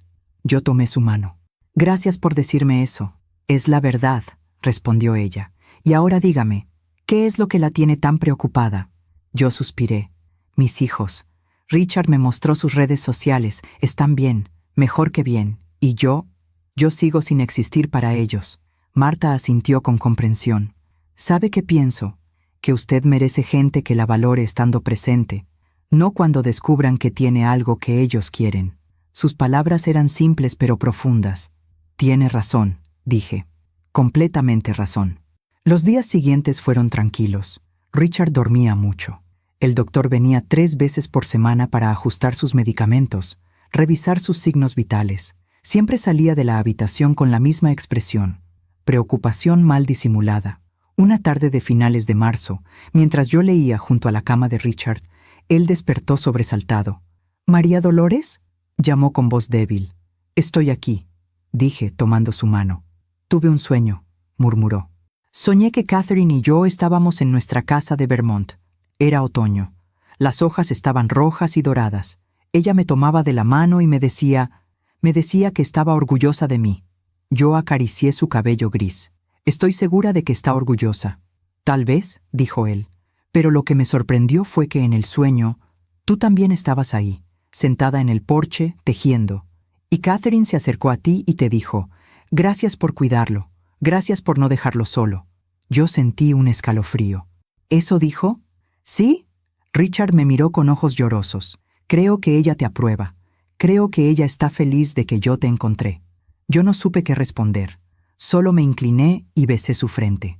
«Descansa», susurré. «Yo voy a estar aquí». «Lo sé», murmuró él, cerrando los ojos de nuevo. Y en ese momento entendí algo. Esto ya no era solo un acuerdo. Ya no era solo compañía mutua. Yo realmente amaba a este hombre. No de la manera romántica tradicional, pero lo amaba como se ama a alguien que te salvó cuando más lo necesitabas, y estaba dispuesta a acompañarlo hasta el final, sin importar cuánto doliera. Abril trajo consigo una calma tensa. Richard tenía días en los que parecía mejorar un poco, donde podía sentarse en el balcón de su habitación y tomar café mientras veíamos el amanecer juntos. Pero esos días eran cada vez menos frecuentes. El doctor Morrison, su médico personal, me llevó aparte una mañana después de una de sus visitas de rutina. «Señora Grant, necesito hablar con usted», dijo con seriedad. Bajamos al estudio. Él cerró la puerta con cuidado y me pidió que me sentara. «El señor Grant está entrando en la fase final», dijo sin rodeos. «Sus pulmones están funcionando a menos del 40%. El cáncer se ha extendido a otros órganos. Calculamos que le quedan entre 2 y 4 meses, tal vez menos». Yo sentí que el aire me faltaba. Sabía que este momento llegaría, pero escucharlo en voz alta era diferente. «¿Hay algo que podamos hacer?», pregunté con voz temblorosa. «Solo mantenerlo cómodo, controlar el dolor y estar con él. Eso es lo más importante ahora». Asentí sin poder hablar. El doctor Morrison me puso una mano en el hombro. «Usted está haciendo un trabajo extraordinario, señora Grant. Richard me ha dicho en múltiples ocasiones cuánto valora su presencia. Usted le está dando lo que más necesita, dignidad y compañía». Después de que el doctor se fue, yo me quedé en el estudio, mirando por la ventana. Los árboles del jardín se mecían con la brisa. Las flores que el jardinero había plantado semanas atrás ahora estaban en plena floración. La vida continuaba, indiferente al dolor humano. Subí a la habitación de Richard. Él estaba despierto, mirando el techo. «¿Ya hablaste con Morrison?», dijo. No era una pregunta. «Sí». «¿Te dijo cuánto tiempo me queda?». Yo me senté en la cama junto a él. 2 a 4 meses.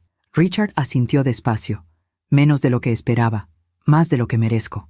«No digas eso». «Es verdad». Hizo una pausa. «María Dolores, hay algo que necesito decirte, algo que he estado posponiendo». Mi corazón se aceleró. «¿Qué cosa?». Richard se incorporó con dificultad. Yo acomodé las almohadas detrás de su espalda. Él respiró profundo antes de hablar. «Mi sobrino, James, vino a visitarme hace 3 semanas.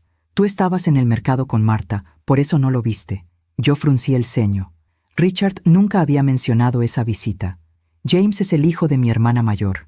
Tiene 42 años. Trabaja en finanzas en Nueva York. O al menos eso dice. La verdad es que siempre ha vivido de préstamos que nunca devuelve y de favores que nunca paga.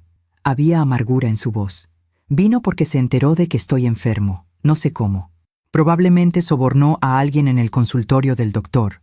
Y vino con una propuesta. «¿Qué tipo de propuesta?», pregunté, sintiendo un mal presentimiento. Quería que cambiara mi testamento, que le dejara al menos la mitad de mis propiedades. Me dijo que era lo correcto, que él es familia de sangre, que tiene hijos que mantener. Richard soltó una risa amarga. Le dije que no, que mis decisiones ya estaban tomadas. ¿Y sabes qué hizo? Yo negué con la cabeza. Me amenazó. Me dijo que iba a investigar mi matrimonio, que iba a contratar abogados para demostrar que tú te aprovechaste de un hombre enfermo, que fue matrimonio bajo coacción, que no estaba en mis facultades mentales cuando me casé contigo. Yo sentí que la sangre se me helaba. Richard, lo eché de la casa, continuó él. Le dije que si volvía a acercarse, llamaría a la policía, pero sé que no se va a quedar quieto. Va a intentar algo, probablemente después de que yo muera. Yo me puse de pie, caminando de un lado a otro. ¿Y si tiene razón? ¿Y si un juez determina que nuestro matrimonio no fue válido? No lo hará, dijo Richard con firmeza. Tengo todos los documentos en orden. Evaluaciones psicológicas de 2 psiquiatras independientes que certifican que estaba en plenas facultades mentales cuando nos casamos. Testimonios de Marta, del chofer, de mi abogado. Videos de la ceremonia.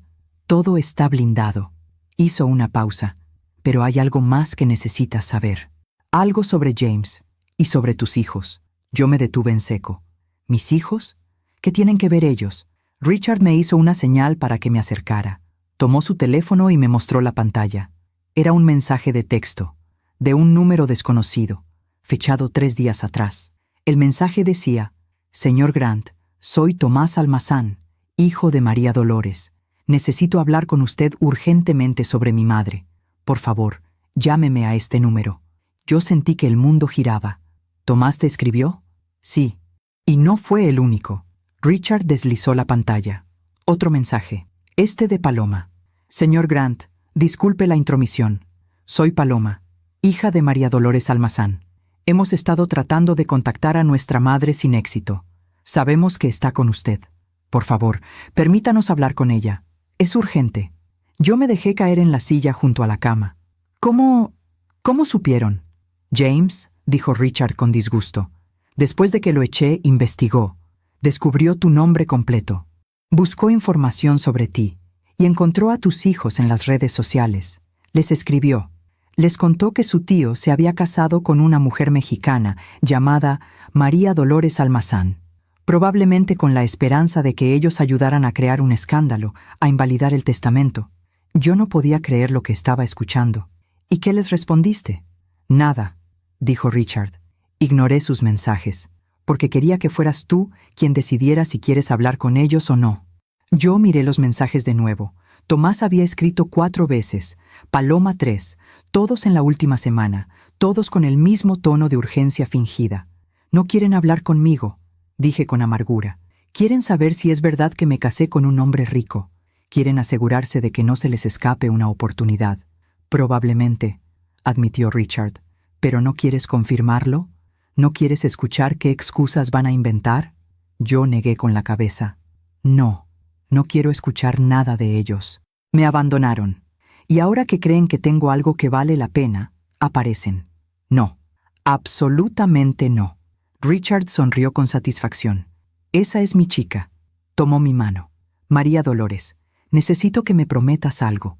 Cuando yo muera, van a intensificar los intentos de contacto. Van a aparecer en la puerta de esta casa.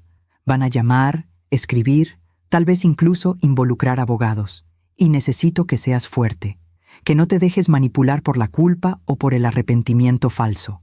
Te lo prometo, dije con firmeza. Bien, porque tengo un último regalo para ti. Richard señaló el escritorio de su habitación. En el cajón del medio hay un sobre manila. Tráemelo. Yo fui al escritorio y encontré el sobre. Era grueso, pesado. Se lo llevé a Richard. Él lo abrió y sacó varios documentos. Eran fotografías, impresas en papel de alta calidad. Me mostró la primera. Era una foto de Tomás en un restaurante carísimo en Coral Gables. Según la fecha impresa, había sido tomada 2 semanas después de que ellos me abandonaron en el aeropuerto. Tomás estaba brindando con champán, riendo con otros hombres de negocios. Contrataste a alguien para que los vigilara. Susurré, entendiendo. Sí, admitió Richard sin vergüenza. Un investigador privado. Quería saber con quién estabas lidiando. Quería tener evidencia de su verdadero carácter. Me mostró más fotos. Paloma de compras en tiendas de lujo. Tomás jugando golf. Ambos en eventos sociales, siempre sonriendo, siempre felices. Y luego, una foto que me partió el corazón. Era de Paloma sentada en un café con una amiga. El investigador había logrado grabar su conversación. Había una transcripción adjunta. Leí las palabras en voz alta, aunque cada una me dolía. Amiga.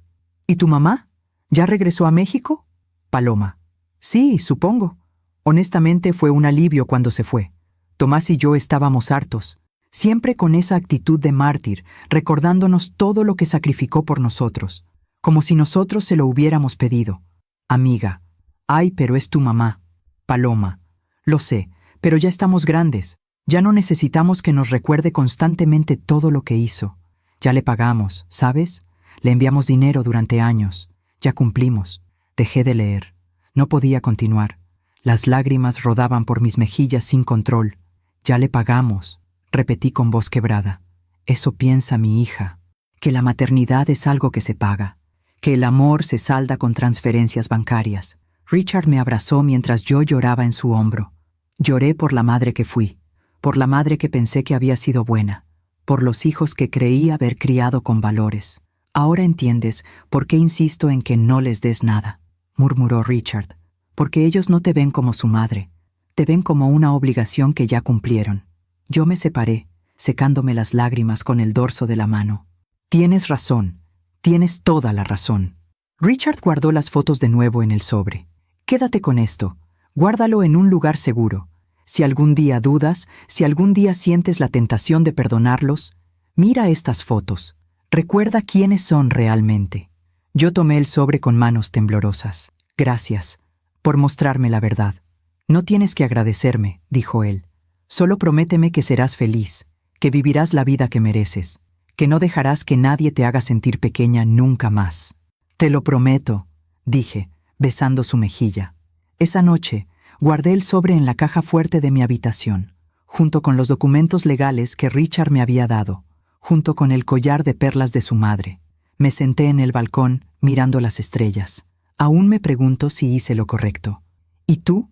¿Qué habrías hecho en mi lugar? Y por primera vez sentí algo que no había sentido en meses. Claridad. Mis hijos no me habían abandonado solo en un aeropuerto. Me habían abandonado emocionalmente hace años. Yo solo había sido demasiado ciega, demasiado esperanzada para verlo. Pero ahora lo veía. Y no iba a permitir que me lastimaran de nuevo. Nunca más. Mayo llegó con una luz dorada que iluminaba la habitación de Richard cada tarde. Él pasaba la mayor parte del tiempo dormido ahora, sus respiraciones cada vez más superficiales, más trabajosas. El doctor Morrison venía todos los días. Ya no hablaba de tratamientos, solo de morfina, de comodidad, de tiempo. Yo me había convertido en su enfermera de tiempo completo. Marta me ayudaba, pero yo insistía en hacer la mayor parte del cuidado. Le cambiaba las sábanas, lo ayudaba a beber agua, le leía libros en voz baja cuando estaba despierto. A veces él solo quería que me sentara a su lado, sosteniendo su mano. No tengas miedo, me decía con voz débil. Cuando llegue el momento, estaré listo. Pero yo tenía miedo, miedo de perderlo, miedo de quedarme sola de nuevo, miedo de enfrentar el mundo que vendría después. Una tarde a mediados de mayo, Marta subió a la habitación con una expresión preocupada. Señora Grant, hay alguien en la puerta. 2 personas. Dicen que son sus hijos. Yo sentí que el corazón se me detenía. ¿Qué? Una mujer joven y un hombre. Dicen que se llaman Paloma y Tomás. Insisten en que necesitan hablar con usted urgentemente. Richard, que había estado dormitando, abrió los ojos. ¿Quieres que llame a seguridad?, preguntó con voz ronca. Yo miré hacia la ventana. Desde ahí podía ver la entrada principal. Un auto plateado estaba estacionado frente a las rejas. 2 figuras esperaban junto a él. Mis hijos. Habían pasado 7 meses desde la última vez que los vi. 7 meses desde que me abandonaron en ese aeropuerto. No, dije finalmente. No llames a seguridad. Yo bajaré. Richard me tomó de la mano. ¿Estás segura? Sí. Necesito hacer esto. Necesito cerrar este capítulo. Él asintió débilmente. Entonces ve. Pero recuerda quién eres ahora. Recuerda tu valor. Lo haré, prometí. Bajé las escaleras despacio. cada paso pesado como el plomo. Marta me seguía a distancia prudente. Cuando llegué a la puerta principal, respiré hondo antes de abrirla. Ahí estaban. Tomás, mi hijo mayor, vestido con un traje gris elegante, su cabello negro peinado hacia atrás. Se veía próspero, exitoso. Paloma, mi hija, con un vestido color marfil y lentes de sol que se quitó al verme. Estaba más delgada de lo que recordaba, más dura. «Mamá», dijo Tomás, dando un paso hacia adelante. Yo levanté una mano. «Deténganse ahí, no crucen esa puerta». Ambos se quedaron helados. Paloma parecía genuinamente sorprendida. «Mamá, por favor», dijo con voz suave. «Solo queremos hablar contigo. Hemos estado tratando de contactarte durante semanas». «Lo sé», respondí con frialdad. Richard me mostró sus mensajes, todos y cada uno de ellos. Tomás se aclaró la garganta. «Entonces, sabes que estamos preocupados. Desapareciste sin decir nada. No regresaste a México. No contestabas tu teléfono». «No tenía teléfono», dije, dejando que cada palabra cayera como una piedra. «¿Lo recuerdan? Lo dejé en la habitación de tu casa, Tomás, junto con mi cartera, mientras ustedes cancelaban mi vuelo». Paloma bajó la mirada. Tomás, sin embargo, mantuvo el contacto visual. «Fue un malentendido», dijo. «Estábamos enojados. Dijiste cosas durante la visita que nos lastimaron. Actuamos impulsivamente, pero nunca quisieron que...» Interrumpí, sintiendo la rabia burbujeando en mi pecho. Nunca quisieron abandonarme en un aeropuerto extranjero sin dinero, sin forma de comunicarme, sin forma de regresar a casa. «Sabíamos que encontrarías una solución», dijo Tomás, y algo en su tono me dijo que realmente lo creía. «Eres fuerte, siempre lo has sido». Yo solté una risa amarga. «¿Esa es tu defensa? ¿Que soy fuerte? ¿Así que estaba bien dejarme ahí tirada?» Paloma dio un paso adelante. «Mamá, por favor, entendemos que estés molesta, pero han pasado meses. Queremos arreglar esto, queremos que regreses a casa». «¿A casa?», repetí. «¿Cuál casa? ¿La que ustedes dejaron perfectamente claro que yo ya no era bienvenida?» «Eso no es cierto», protestó Paloma. «Nunca dijimos eso». Yo caminé hacia ellos, saliendo completamente al porche. No hacía falta que lo dijeran. Sus acciones hablaron por ustedes. Pero dime algo, Paloma. ¿Esto es por mí? ¿O es porque se enteraron de que me casé con un hombre rico? Ella parpadeó, sorprendida. «Nos enteramos de tu matrimonio, sí. Un tal James nos contactó. Nos dijo que su tío, Richard Grant, se había casado contigo, que estabas viviendo en una mansión en Coral Gables. Y ahí fue cuando decidieron que de repente yo era importante de nuevo», dije con desprecio. Tomás se adelantó. «Eso no es justo, mamá. Nos preocupamos por ti, un hombre desconocido, enfermo terminal según nos enteramos, que te casa con él a los meses de conocerte. ¿Cómo esperabas que reaccionáramos? Vinimos a asegurarnos de que estés bien, de que no te estén manipulando». «¿Manipulando?». Yo me reí con incredulidad. «¿Quieren hablar de manipulación? Ustedes me invitaron a visitarlos solo para hacerme sentir que era una carga. Me trataron con desprecio durante 2 semanas. Y luego, cuando ya no me querían ahí, me dejaron abandonada como si fuera basura». «No fue así», gritó Paloma, y por primera vez vi emoción real en su rostro. «Tú no entiendes. Toda nuestra vida nos recordaste cuánto sacrificaste por nosotros, cuánto trabajaste, cuánto renunciaste. Nos hiciste sentir culpables por existir». Sus palabras me golpearon como un puñetazo. «¿Eso piensas? ¿Que yo los culpé por existir?». «Sí». Paloma tenía lágrimas en los ojos ahora. «Cada vez que querías algo de nosotros, nos recordabas todo lo que habías hecho. Trabajé 3 empleos para pagarte la escuela. Vendí mi único anillo de oro para tu graduación. Siempre, siempre la mártir». Yo retrocedí como si me hubiera abofeteado. Yo solo quería que supieran que los amaba, que todo lo que hice fue por amor.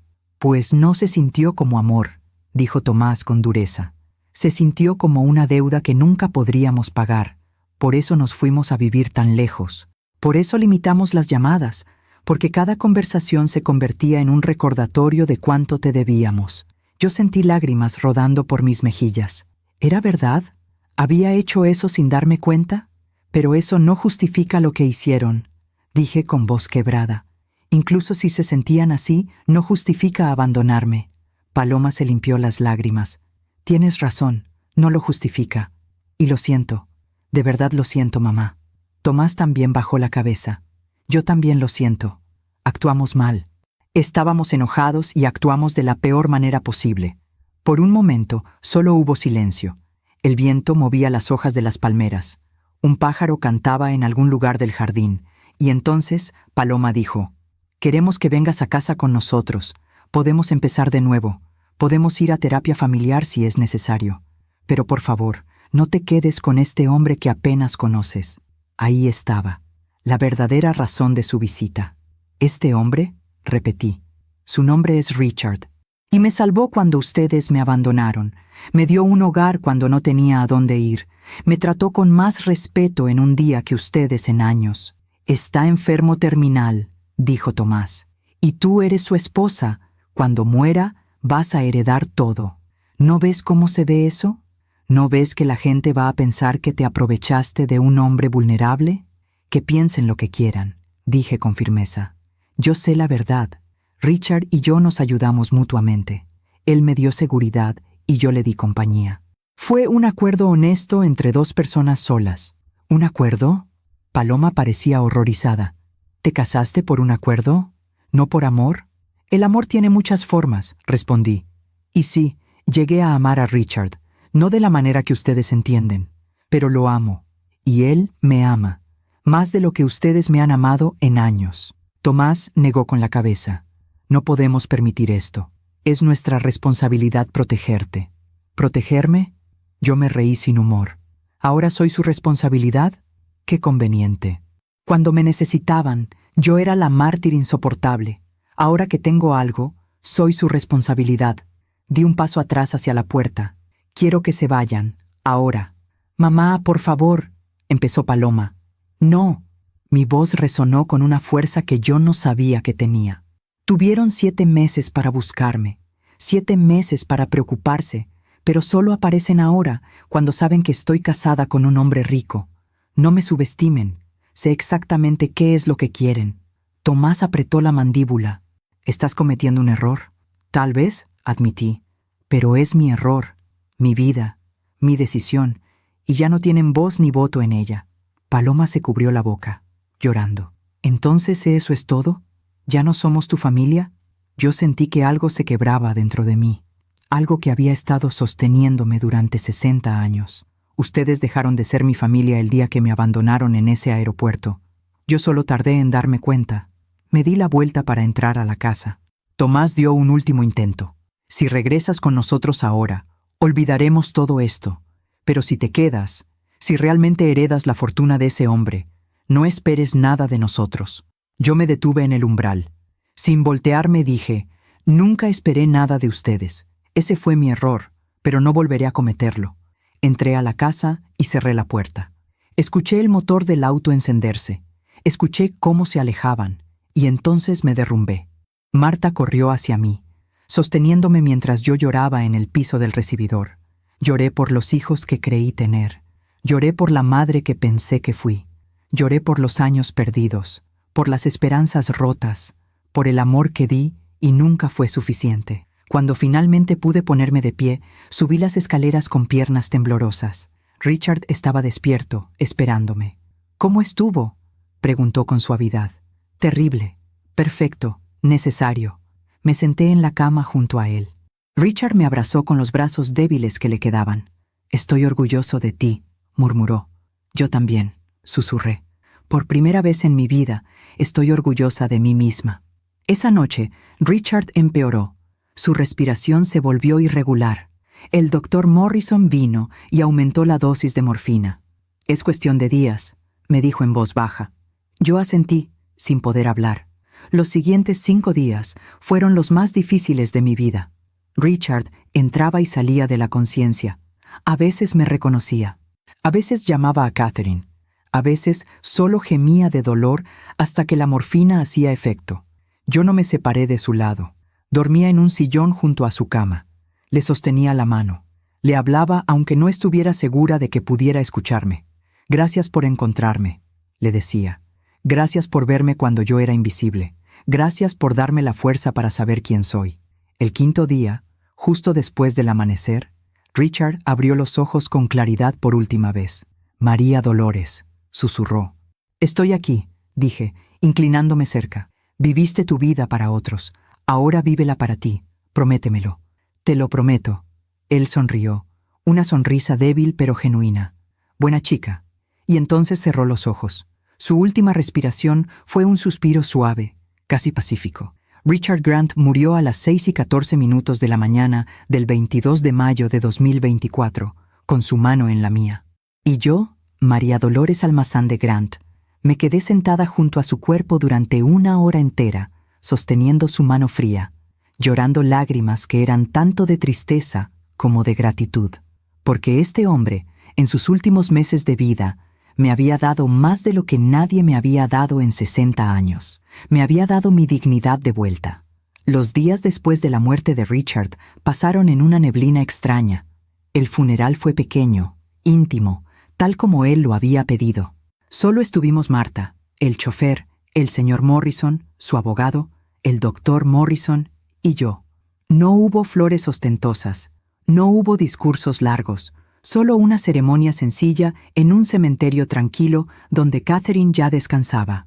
Cuando bajaron el ataúd a la tierra, junto al de su esposa, yo coloqué sobre él el pañuelo de tela que Richard me había dado aquel primer día en el aeropuerto, el mismo que había usado para secarse la sangre cuando tosía, el mismo que se había convertido en un símbolo silencioso de nuestra conexión. Descansa junto a ella, susurré, y gracias por todo. De regreso a la casa, el señor Morrison me pidió que nos reuniéramos en el estudio. Era un hombre mayor, de 70 años, con lentes de montura dorada y un traje impecable. Había sido el abogado de Richard durante 30 años. Señora Grant, comenzó con voz formal pero amable. Sé que este es un momento muy difícil para usted, pero hay asuntos legales que debemos atender. Yo asentí, sentándome en uno de los sillones de cuero. Marta me había traído un té que yo sostenía entre mis manos sin beber. El señor Morrison abrió su maletín y sacó varios documentos. El señor Grant fue muy meticuloso con su planificación patrimonial. Todo está en orden perfecto. No habrá problemas legales, se lo aseguro. Extendió el primer documento hacia mí. Este es el testamento. Como usted ya sabe, el señor Grant le dejó la totalidad de sus bienes. Esta propiedad, valuada actualmente en $4.400.000, los 5 edificios de apartamentos en Los Ángeles, valuados en conjunto en $12.800.000, las inversiones en diversos fondos, que ascienden a $8.200.000, y las cuentas bancarias personales, que suman aproximadamente $3 millones. Hizo una pausa. En total, señora Grant, usted es ahora la propietaria de un patrimonio valuado en aproximadamente $28.400.000. Yo escuché las cifras sin poder procesarlas realmente. $28 millones. Era una cantidad que mi mente no podía comprender. Hace 8 meses, yo estaba llorando en el piso de un aeropuerto sin un solo peso. ¿Y ahora? ¿Hay alguna disputa legal?, pregunté, recordando las amenazas del sobrino James. El señor Morrison sonrió ligeramente. El señor James Grant intentó presentar una objeción, alegando influencia indebida, pero tenemos documentación exhaustiva que prueba que el señor Richard Grant estaba en plenas facultades mentales cuando contrajo matrimonio con usted y cuando actualizó su testamento. Evaluaciones psicológicas, testimonios de médicos independientes, videos de la ceremonia, todo. Sacó otro documento. Además, el señor Grant dejó instrucciones muy claras. Si alguien de su familia intenta disputar el testamento, automáticamente queda excluido de un fondo fiduciario de $500.000 que él dejó específicamente para caridad. James desistió de su objeción en cuanto su abogado le explicó las implicaciones. Yo sentí un alivio enorme. ¿Entonces todo está resuelto? Completamente. Los documentos de transferencia de propiedad ya están en proceso. En aproximadamente 2 semanas, todo estará oficialmente a su nombre. El señor Morrison se inclinó hacia adelante. Señora Grant, si me permite un consejo personal. Usted es ahora una mujer muy rica. Eso atraerá atención. Algunas personas querrán acercarse a usted por razones equivocadas.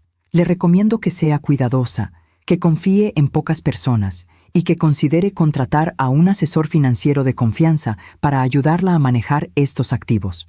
¿Usted podría recomendarme a alguien? Por supuesto. De hecho, tengo 3 nombres que puedo darle. Personas con quienes el señor Grant trabajó durante años y en quienes confiaba plenamente. Yo asentí, agradecida. Gracias. El señor Morrison se puso de pie. Si necesita cualquier cosa, no dude en llamarme. El señor Grant me dejó instrucciones de ayudarla en todo lo que necesite durante el primer año, sin costo adicional. Considérelo su último regalo para usted. Después de que el abogado se fue, yo me quedé sola en el estudio. Miré a mi alrededor. Esta casa, este estudio, todo esto era ahora mío. Me levanté y caminé hasta la repisa donde estaba la fotografía de Richard y Catherine. La tomé entre mis manos. Cuidaré bien de todo, le dije a la foto. Te lo prometo. Los días se convirtieron en semanas. Junio llegó con sus tardes calurosas y sus atardeceres dorados. Yo empecé a adaptarme lentamente a mi nueva realidad. Contraté a uno de los asesores financieros que el señor Morrison recomendó. Un hombre llamado David Chen, de 50 años, con 25 años de experiencia en gestión patrimonial. Nos reunimos 3 veces por semana durante el primer mes. Él me explicó cada inversión, cada propiedad, cada cuenta. Me enseñó a leer los reportes financieros, a entender los rendimientos, a tomar decisiones informadas. Señora Grant, me dijo en una de nuestras reuniones, usted tiene aquí un portafolio muy sólido. Con la gestión correcta, este patrimonio no solo se mantendrá, sino que crecerá y generará suficientes ingresos pasivos para que usted viva muy cómodamente sin tocar el capital principal. ¿Cuánto es suficiente?, pregunté, todavía sin acostumbrarme a hablar de dinero en estas cantidades. David hizo algunos cálculos. Con el rendimiento actual de sus inversiones y las rentas de los edificios en Los Ángeles, usted está generando aproximadamente $150,000 mensuales. Después de impuestos, esos son cerca de $90,000 mensuales de ingreso disponible. $90,000 al mes. Yo, que había vivido con menos de $1,000 al mes durante la mayor parte de mi vida. ¿Y qué debería hacer con ese dinero?, pregunté. David sonrió. Lo que usted quiera, señora Grant. Viajar, invertir más, donarlo a causas benéficas, vivir. El punto es que usted ahora tiene libertad completa. Libertad. Esa palabra resonó en mi mente durante días. Una tarde de principios de julio, mientras tomaba café en el jardín, mi teléfono sonó. Era un número de México que no reconocí. Dudé, pero finalmente contesté. ¿Bueno? ¿María Dolores? Era la voz de doña Refugio, mi antigua vecina. Hija, ¿cómo estás? Bien, doña Refugio. ¿Todo bien por allá? Sí. Te llamo porque... Bueno, han venido unas personas preguntando por ti. Tus hijos. Vinieron hace 2 semanas. Querían saber si yo sabía algo de ti, si habías regresado. Mi corazón se aceleró. ¿Y qué les dijo? Les dije la verdad, que no sé nada, que me llamaste hace meses para decir que estabas bien, pero que no he sabido más. Parecían desesperados. Gracias por no decirles nada más, dije. María Dolores, ¿estás en problemas? Porque si necesitas ayuda... No, doña Refugio, no estoy en problemas. Todo lo contrario, estoy bien, muy bien. Solo necesito tiempo lejos, ¿entiende? Hubo una pausa. Entiendo, hija. Cuídate mucho. Usted también. Colgué y me quedé pensando. Tomás y Paloma habían ido hasta México buscándome. Después de que los confronté, después de que les cerré la puerta, seguían intentando contactarme, pero ya no me conmovía. Yo sabía la verdad, y esa verdad me había liberado. A finales de julio, tomé una decisión. Llamé a Marta a la sala. Marta, tengo algo que proponerte. Ella se sentó frente a mí, con esa expresión amable que siempre tenía. Dígame, señora Grant, he estado pensando. Esta casa es demasiado grande para mí sola. Y tú has trabajado para Richard durante años, siempre con lealtad, siempre con cariño. Quiero aumentar tu salario, considerablemente. Marta parpadeó sorprendida. Señora, usted ya me paga muy bien. No es suficiente. A partir de ahora, tu salario será de $5,000 mensuales. Y además, Quiero que tengas beneficios completos de salud para ti y tu familia. Y quiero establecer un fondo para la educación de tus nietos. $50,000 para cada uno. Marta se cubrió la boca, con lágrimas en los ojos. Señora Grant, yo no sé qué decir. No digas nada. Solo acepta, porque sin ti, estos últimos meses habrían sido imposibles. Tú me enseñaste cómo funciona esta casa. Me acompañaste cuando cuidaba a Richard. Me diste tu amistad cuando más la necesitaba. Marta se levantó y me abrazó. Ambas lloramos juntas. Esa noche, sola en mi habitación, abrí el sobre manila que Richard me había dado. Las fotografías de mis hijos. Las transcripciones de sus conversaciones. Las miré por última vez. Y luego, una por una las rompí. No por rabia, no por venganza, sino por liberación. Yo ya no necesitaba aferrarme a ese dolor. Ya no necesitaba pruebas de su traición para justificar mis decisiones. Sabía quién era yo ahora, y eso era suficiente. Tomé una decisión más esa noche. Llamé al señor Morrison. Señor Morrison, quiero hacer algo. Quiero establecer una fundación. ¿Qué tipo de fundación?, preguntó con interés. Una fundación para mujeres mayores en situaciones de vulnerabilidad. Mujeres que han sido abandonadas por sus familias. Mujeres que necesitan apoyo, recursos, dignidad. Hubo un silencio al otro lado de la línea. Luego, creo que al señor Grant le habría encantado esa idea. A mí también me encanta, dije. Quiero llamarla Fundación Catherine y Richard Grant, en honor a ellos. Es perfecto. Empezaré a preparar los documentos. Y quiero hacer la primera donación de $1,000,000. El señor Morrison se aclaró la garganta. Será un honor ayudarla con esto, señora Grant. Después de colgar, me senté en el balcón de mi habitación. Era una noche clara. Las estrellas brillaban intensamente sobre Miami. Pensé en mi vida, en la mujer que fui, en la mujer que era ahora. Pensé en Tomás y Paloma, y por primera vez sentí paz. No los odiaba, no les deseaba mal. Simplemente, ya no eran parte de mi vida, y estaba bien. Había aprendido algo fundamental. El amor no se debe. El respeto no se negocia, y la dignidad no tiene precio. Richard me había enseñado eso. Me había dado las herramientas para verme a mí misma con claridad, para entender mi valor. Y ahora, con esas herramientas, yo iba a construir algo nuevo, algo significativo.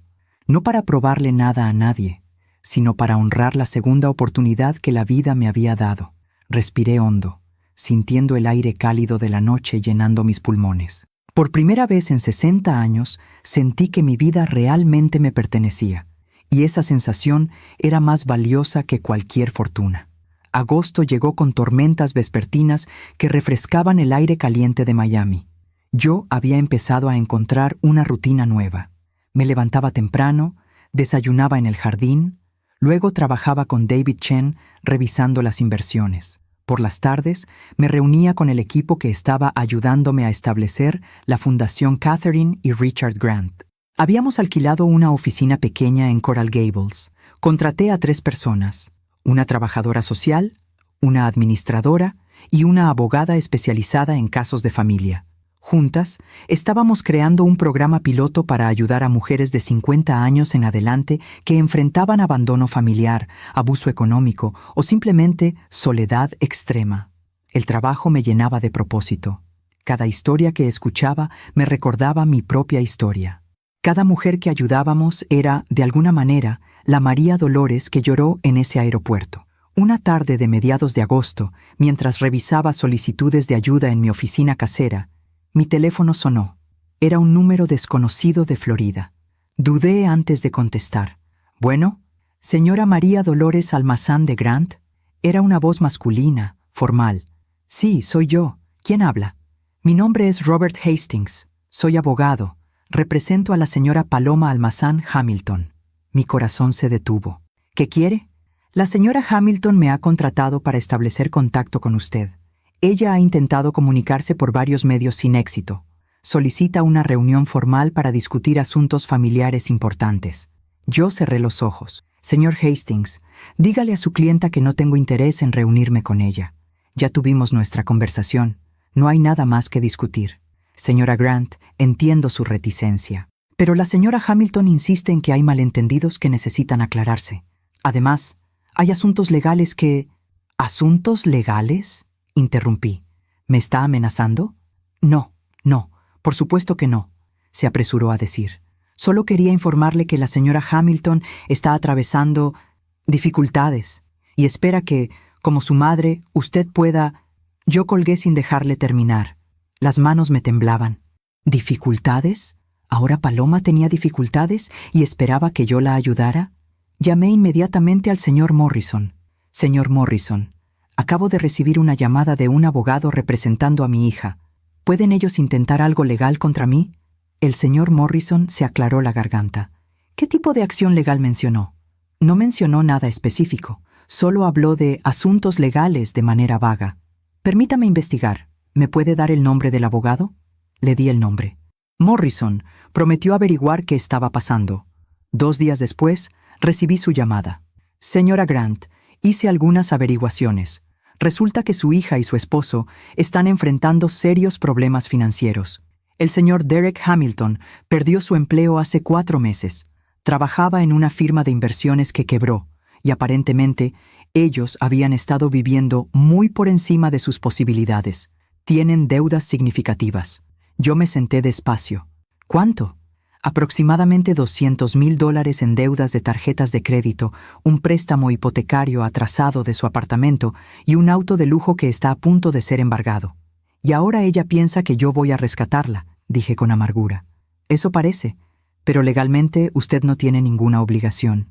Ella es una adulta. Sus deudas son su responsabilidad. ¿Y mi hijo? ¿Sabe algo de Tomás? Morrison hizo una pausa. Sí, también investigué.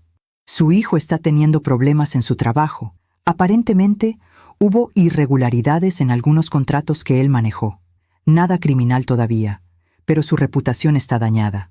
Está enfrentando posibles demandas civiles. Yo no sentí satisfacción al escuchar esto, solo una tristeza profunda. ¿Ellos saben que usted investigó?, pregunté. No, y no tienen por qué saberlo. Solo quería que usted estuviera informada. Gracias, señor Morrison. Después de colgar, me quedé sentada en el estudio durante largo rato. Mis hijos, que habían estado tan orgullosos, tan exitosos, tan por encima de mí, ahora estaban cayendo, no por mi culpa, sino por las consecuencias naturales de sus propias decisiones. Paloma y Derek habían vivido en la apariencia, gastando dinero que no tenían para mantener una imagen de éxito. Tomás había tomado atajos en su trabajo, probablemente presionado por esa misma necesidad de aparentar. Y ahora, cuando las cosas se derrumbaban, querían que su madre los rescatara. La misma madre que habían abandonado sin pensarlo 2 veces. La vida siempre cobra sus deudas. Esa frase resonó en mi mente. Richard me la había dicho una vez. La vida siempre cobra sus deudas, María Dolores. Tal vez no hoy, tal vez no mañana, pero siempre lo hace. Una semana después, recibí un mensaje de texto. Era de Paloma. Había conseguido mi número de alguna manera. El mensaje decía: «Mamá, por favor, necesito hablar contigo. Derek perdió su trabajo. Estamos a punto de perder nuestro apartamento. Solo necesitamos un préstamo. Te prometo que te lo devolveremos. Por favor, soy tu hija». Yo leí el mensaje 3 veces, cada palabra diseñada para manipular. Soy tu hija. Como si eso borrara todo lo que había pasado. No respondí. Al día siguiente, llegó otro mensaje. Este de Tomás. Mamá, sé que estás molesta, pero necesito tu ayuda. Estoy enfrentando problemas legales por unos contratos. Necesito contratar un buen abogado. Sé que ahora tienes dinero. Por favor, somos familia. Somos familia. Esas palabras que ellos habían ignorado cuando me abandonaron, que habían olvidado cuando hablaban de mí con desprecio a sus amigos. Ahora las recordaban. Ahora la familia importaba. No respondí ese mensaje tampoco. Los días pasaron. Los mensajes se volvieron más frecuentes, más desesperados. De Paloma. Mamá, por favor, solo $50,000. Es nada para ti ahora. De Tomás. Entiendo que estés enojada, pero no puedes dejar que tu propio hijo vaya a la cárcel. De Paloma. Si no nos ayudas, vamos a perder todo. ¿Eso quieres? ¿Vernos en la calle? De Tomás. Pensé que eras mejor persona que esto. Ese último mensaje fue el que más me dolió. Pensé que eras mejor persona que esto. como si ser una buena persona significara dejarme manipular, como si el amor de madre viniera con la obligación de rescatar a adultos irresponsables de las consecuencias de sus propias acciones. Esa noche escribí una respuesta, la única que les enviaría. Tomás y Paloma. Durante 60 años traté de ser una buena madre. Trabajé, sacrifiqué, di todo lo que tenía. Ustedes decidieron que eso no era suficiente. Decidieron que yo era una carga. Me abandonaron cuando más vulnerable estaba. Ahora están enfrentando las consecuencias de sus propias decisiones. Y quieren que yo los rescate. Pero ser una buena madre no significa permitir que me falten al respeto. No significa rescatarlos de su propia irresponsabilidad. Les deseo lo mejor. Espero que encuentren la forma de resolver sus problemas, pero no será con mi dinero, ni con mi presencia. Cuídense, María Dolores. Presioné enviar antes de poder arrepentirme. Inmediatamente, mi teléfono empezó a sonar. Era Paloma. No contesté. Luego Tomás. Tampoco contesté. Los mensajes llegaron en avalancha. «¡No puedes hacer esto! Eres nuestra madre. Vamos a perder todo por tu culpa. Alguna vez me llamaste loca. Años después, vi ese mismo vacío en tu mirada mientras estaba sola en aquel hospital. La vida siempre cobra sus deudas». Bloqueé sus números.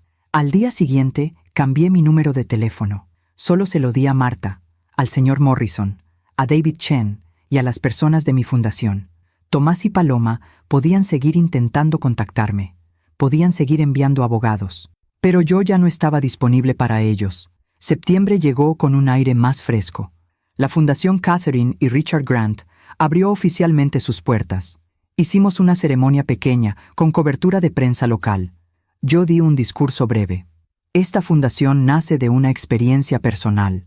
Nace del conocimiento de que hay mujeres que, después de dar toda una vida a sus familias, se encuentran solas y vulnerables. Mujeres que merecen dignidad, apoyo y una segunda oportunidad. En honor a Richard y Catherine Grant, quienes me dieron mi segunda oportunidad, dedico este trabajo a todas las mujeres que necesitan saber que su vida no ha terminado, que todavía hay esperanza. Las fotografías del evento salieron en el periódico local. Mi nombre completo, María Dolores Almazán de Grant. Mi historia, viuda reciente, heredera de una fortuna, fundadora de una organización benéfica. Supe que Tomás y Paloma verían esas fotos, verían mi nombre en el periódico, verían la confirmación definitiva de que su madre, la mujer que habían descartado, ahora era alguien importante.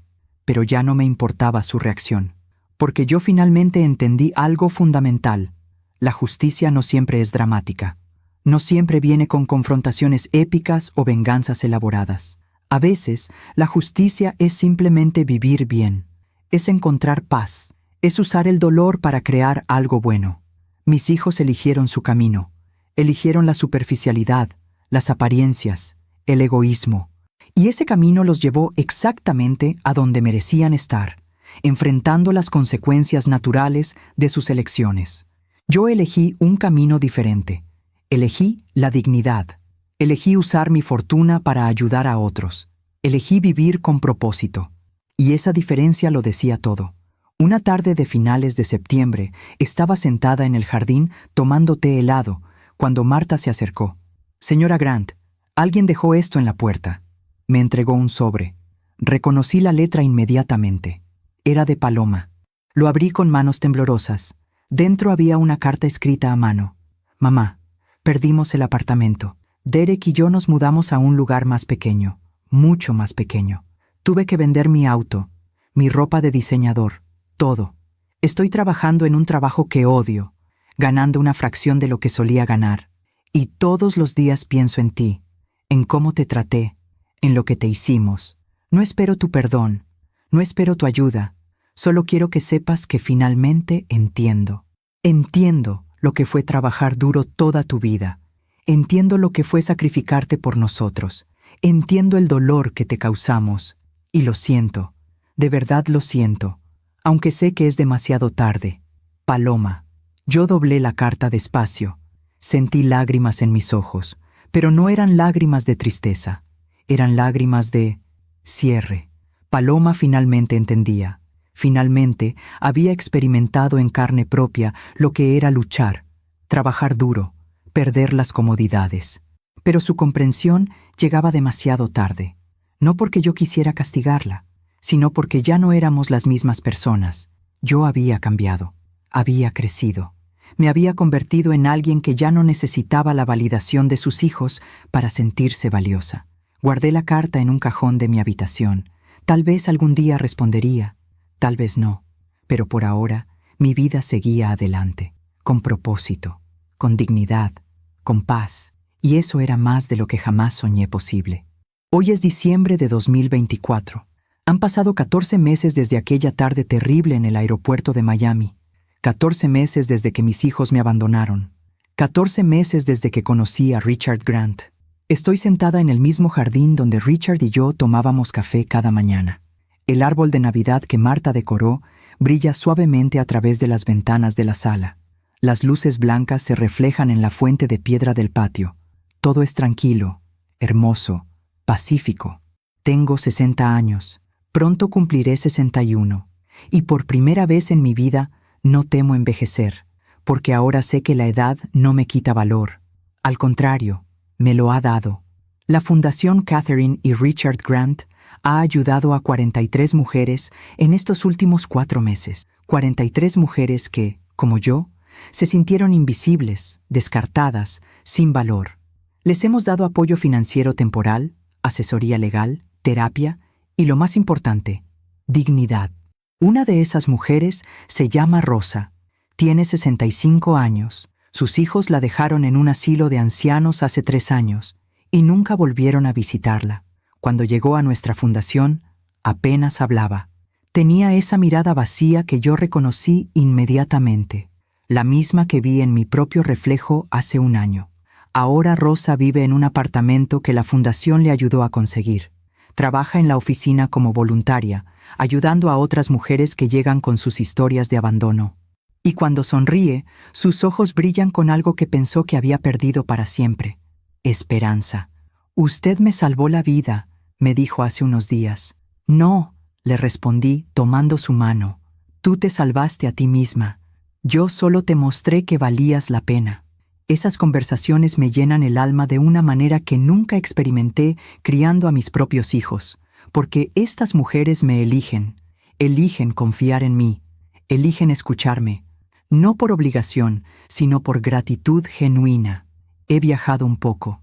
En octubre fui a París durante 2 semanas. Siempre había soñado con ver la Torre Eiffel, caminar por los Campos Elíseos, tomar café en un bistró francés. Y finalmente lo hice, sola, pero no sintiéndome sola, disfrutando cada momento, cada vista, cada experiencia. En noviembre fui a Vermont, al pueblo donde Richard y Catherine tenían su casa de campo. La casa todavía existe, ahora es mía también. Es una cabaña hermosa, rodeada de árboles que en otoño se visten de rojo y dorado, exactamente como Richard me había descrito en su sueño. Me quedé ahí 1 semana, caminando por los bosques, leyendo junto a la chimenea, sintiendo la presencia de Richard y Catherine en cada rincón de esa casa llena de recuerdos. Una noche, mientras miraba el fuego, sentí una paz profunda y le hablé a Richard como si pudiera escucharme. «Cumplí mi promesa», le dije. «Estoy viviendo. Estoy siendo feliz. Estoy usando tu regalo de la manera correcta».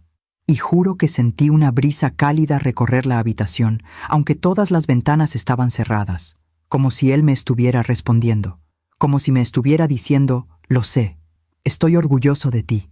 En cuanto a mis hijos, no he vuelto a saber de ellos desde la carta de Paloma en septiembre. No sé si resolvieron sus problemas financieros. No sé si Tomás evitó los problemas legales. No sé cómo están sus matrimonios, sus vidas. Y está bien no saberlo, porque yo finalmente entendí algo que me tomó 60 años aprender. El amor no se demuestra con sacrificio constante. El amor verdadero se demuestra con respeto mutuo, con reciprocidad, con presencia genuina. Yo les di amor de madre, les di sacrificio, trabajo, dedicación, pero ellos nunca me dieron respeto. Nunca me dieron reciprocidad, y cuando más los necesité, no estuvieron presentes. Esa no es una relación de amor, Es una relación de deuda. ¿Y yo ya pagué suficiente? ¿Los perdoné? Esa es una pregunta complicada. No siento rencor hacia ellos. No les deseo mal. Si algún día leo en el periódico que lograron salir adelante, me alegraré por ellos. Si algún día escucho que enfrentaron más dificultades, sentiré una tristeza distante, como la que se siente por extraños que sufren. Pero ya no son parte de mi vida. Ya no ocupan ese espacio en mi corazón que antes les reservaba. ¿Es eso perdón? ¿O es simplemente indiferencia? No lo sé. Y he aprendido que no necesito tener todas las respuestas. Lo que sí sé es esto. Merezco gente en mi vida que me valore, que me vea, que me respete. Y si mis propios hijos no pueden darme eso, hay otras personas que sí pueden. Como Marta, que se ha convertido en mi confidente y amiga. Como las mujeres de la fundación, que me recuerdan diariamente por qué este trabajo importa. Como David Chen, mi asesor financiero, que me trata con paciencia y respeto mientras aprendo a navegar este nuevo mundo de finanzas. He construido una familia elegida, no de sangre, sino de conexión genuina. Y esa familia me llena más que la biológica jamás lo hizo. Esta mañana, mientras desayunaba, recibí una llamada del señor Morrison. Señora Grant, tengo noticias. Su hija Paloma intentó presentar una demanda alegando negligencia familiar. Básicamente, argumentando que usted tiene la obligación legal de ayudarla financieramente. Yo sentí que el estómago se me revolvía. Y el juez desestimó el caso inmediatamente. No hay ninguna ley que obligue a un padre a sostener financieramente a hijos adultos, especialmente cuando esos hijos tienen historial de abandono hacia el padre. El juez incluso le advirtió a Paloma que presentar demandas frívolas podría resultar en sanciones. Yo cerré los ojos, sintiendo un alivio enorme. Gracias por informarme. Hay algo más, continuó Morrison. Después de la audiencia, Paloma le pidió al juez que le transmitiera un mensaje a usted. ¿Qué mensaje?